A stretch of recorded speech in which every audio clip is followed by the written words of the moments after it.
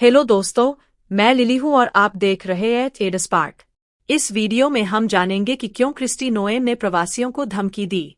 तो चलिए शुरू करते हैं, लेकिन उससे पहले मेरे यूट्यूब चैनल को लाइक, शेयर और सब्सक्राइब करना न भूलें। क्रिस्टी नोएम, जो राष्ट्रपति चुनाव डोनाल्ड ट्रंप द्वारा होमलैंड सिक्योरिटी विभाग DHS की प्रमुख के रूप में नामांकित हुई है, ने अपनी सीनेट कन्फर्मेशन सुनवाई में अवैध प्रवास पर कड़ी कार्रवाई करने का वादा किया।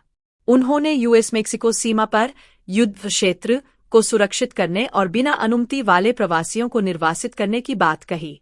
DHS के सचिव के रूप में नोएम 2,60,000 से अधिक संघीय कर्मचारियों की निगरानी करेंगी और $62 बिलियन लगभग 48,000 रुपये करोड़ के बजट का प्रबंधन करेंगी। DHS की जिम्मेदारी राष्ट्रीय सुरक्षा से जुड़े कई मुद्दों से निपटने की है, जिसमें आपदा राहत, घरेलू आतंकवाद और राष्ट्रपति और अन्य गणमान्य व्यक्तियों की सुरक्षा शामिल है। लेकिन नोएम ने अपनी सुनवाई के दौरान बार-बार प्रवास के मुद्दे को उठाया। अपने शुरुआती बयान में नोएम ने देश की सुरक्षा के लिए अपनी दृष्टि को स्पष्ट किया। हमें अपने देश की सुरक्षा के लिए सतर्क, सक्रिय और नवाचारी होना होगा, उन्होंने समिति को बताया।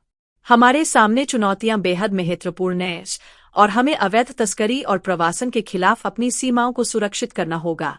उन्होंने अमेरिकियों को सुरक्षित रखने का वादा किया और उस टूटी हुई और अव्यवस्थित संघीय विभाग में सुधार करने का संकल्प लिया, जो इमिग्रेशन से संबंधित एजेंसियों जैसे कि customs and border protection CBP, immigration and customs enforcement ICE और US citizenship and immigration services USIS का संचालन करता है।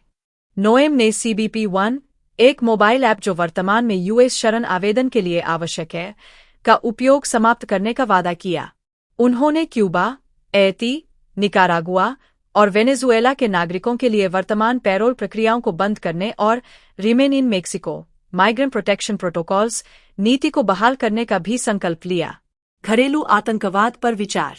जब उनसे घरेलू आतंकवाद जैसे न्यू ऑरलियंस में नए साल के दिन हुई घटना के बारे में पूछा गया, तो नोएम ने कहा कि खुफिया एजेंसियों को आपस में अधिक सहयोग करने की आवश्यकता है। डेमोक्रेटिक सीनेटर गैरी पीटर्स ने उनसे पूछा कि वह घरेलू आतंकवाद को रोकने के लिए क्या करेंगी, यह ध्यान में रखते हुए कि न्यू ऑरलियंस का हमलावर एक अमेरिकी नागरिक था।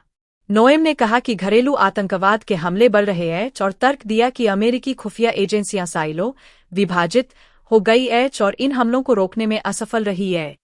उन्होंने कहा, हमें FBI, CIA के साथ भी बातचीत करनी होगी, यह सुनिश्चित करने के लिए कि वे इन प्रकार के खतरों को रोकने और नागरिकों में बढ़ते खतरों की पहचान करने के लिए मिलकर काम कर रहे हैं।